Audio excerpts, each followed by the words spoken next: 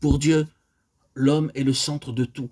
Son désir est de s'exprimer, de se manifester lui-même sous forme humaine dans cet univers. Le diable ne s'est jamais attaqué à la création de Dieu en dehors de l'homme. Il a combattu toute la création à travers l'homme, en se concentrant sur l'homme, et l'homme est sa cible. Aucun d'entre nous ne pourra jamais connaître ce que le Seigneur Jésus a dû endurer entre les mains du diable lors de son séjour ici sur cette terre, et plus particulièrement durant les heures de sa croix. Si vous et moi avions déjà connu, et dans une certaine mesure, nous avons expérimenté ce qui a été souvent pour nous au-delà du supportable, ce que sont la fureur, la haine, la méchanceté du diable, la cruauté, la ruse et l'iniquité de Satan n'ont pas atteint à notre égard la moindre once de ce que le Fils de l'homme a dû affronter entre les mains de Satan, spécialement à la croix. Et pourquoi ? Parce que l'homme est la pensée de Dieu, et Christ est l'homme, l'homme en qui tout est inclus, et l'homme modèle.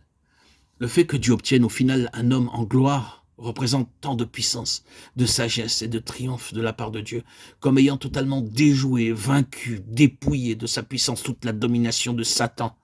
Étienne a dit « Je vois les cieux ouverts et le Fils de l'homme ». Acte 7, 56. Saül de Tarse entendit ces mots « Je suis Jésus ». Acte 9, 5.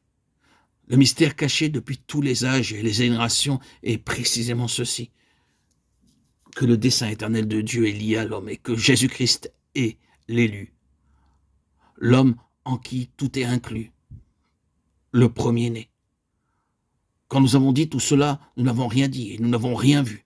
Le connaître, voir qui est Jésus et ce qu'il est la plus grande révélation qui puisse nous arriver. Et c'est pourquoi l'apôtre dit qu'il prie afin que le Dieu de notre Seigneur Jésus-Christ, le Père de gloire, puisse accorder un esprit de sagesse et de révélation dans la pleine connaissance de lui-même.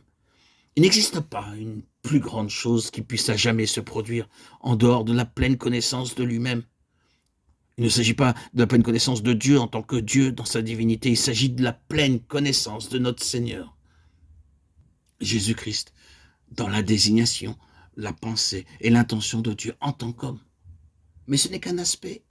Vous pouvez le nommer le plus grand si vous le souhaitez, mais ce n'est qu'un seul aspect de cette révélation qui s'est finalement dévoilé.